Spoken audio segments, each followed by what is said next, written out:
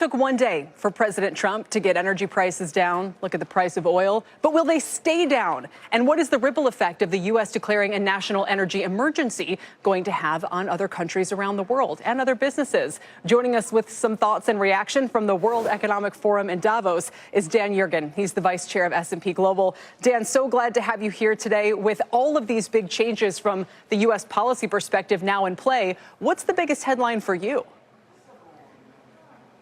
Well, I think the biggest headline, obviously, there's such a wide range of things, but in terms of energy, it's basically the enshrinement of the idea of energy dominance, which had been in the first Trump administration, as opposed to the Biden administration, which was kind of not very interested in the fact that the U.S. is now the leading supplier of oil and gas around the world. One of our analysts, Ben Amons, thinks that there's actually a strategy here where the president's trying to finance tariffs by jawboning oil. In other words, if it's possible that tariffs go in and put upward pressure on inflation and so forth, well, it's kind of a break for the consumer. At least when you fill up at the pump, you don't feel like the inflationary effect is so bad.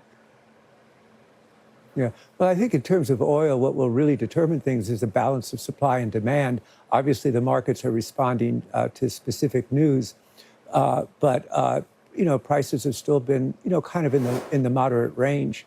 The notion that you're going to be able to, fund the government with tariffs, I don't think they're thinking about that.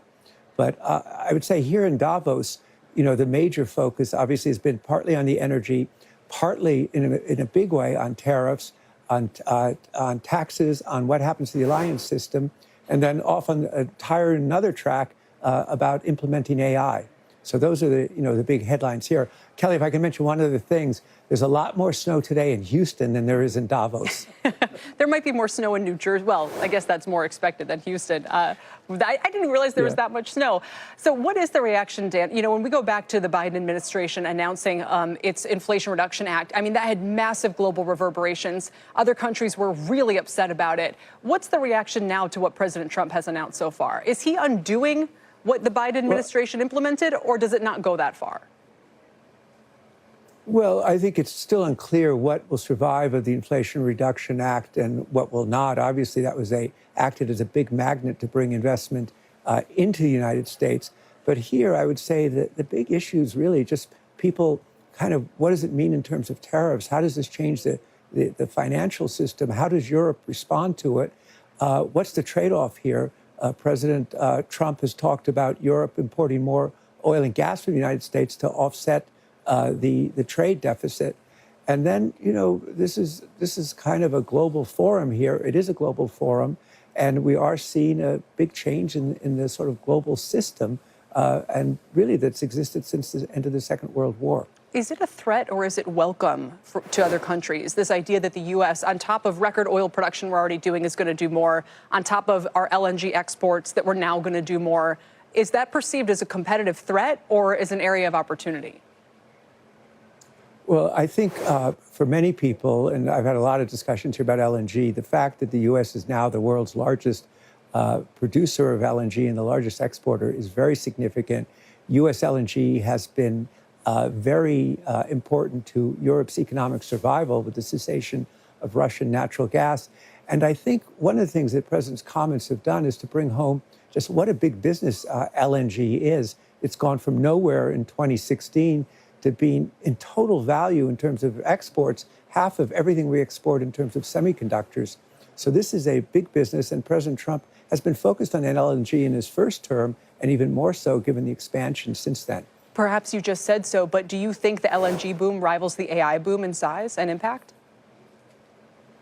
No, the AI boom is something entirely different, I think. Last year here at Davos, the AI question was, what is AI? This year, it's really about how do you implement it.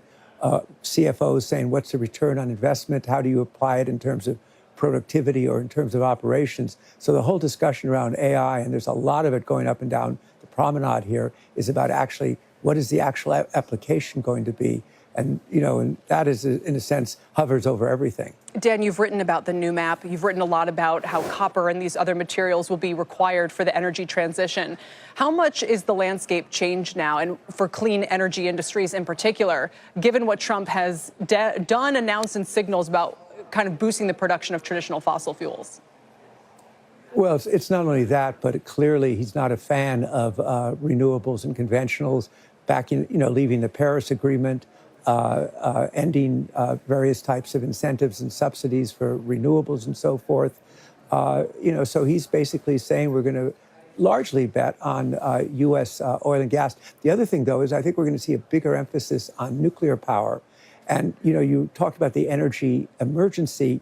That's about two things. One, it's about permitting. And two, it's getting the infrastructure in place to support the data center and the AI boom that's coming, that data centers could be 10% of U.S. electricity by 2030. And we don't have the infrastructure in place to deliver that.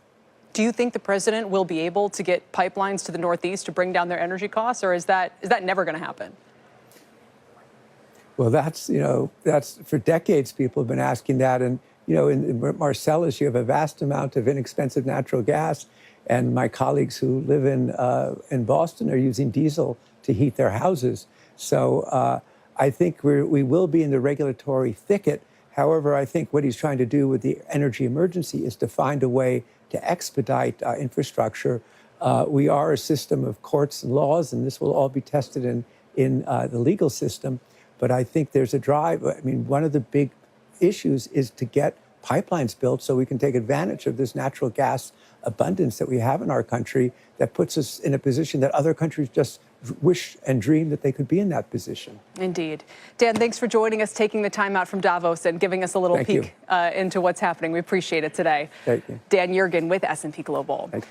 Coming up, forget about the next 4 years. The next 4 decades could be decided by who wins the AI race between the U.S. and China. After the break, we'll look at what it'll take to preserve the lead or whether it's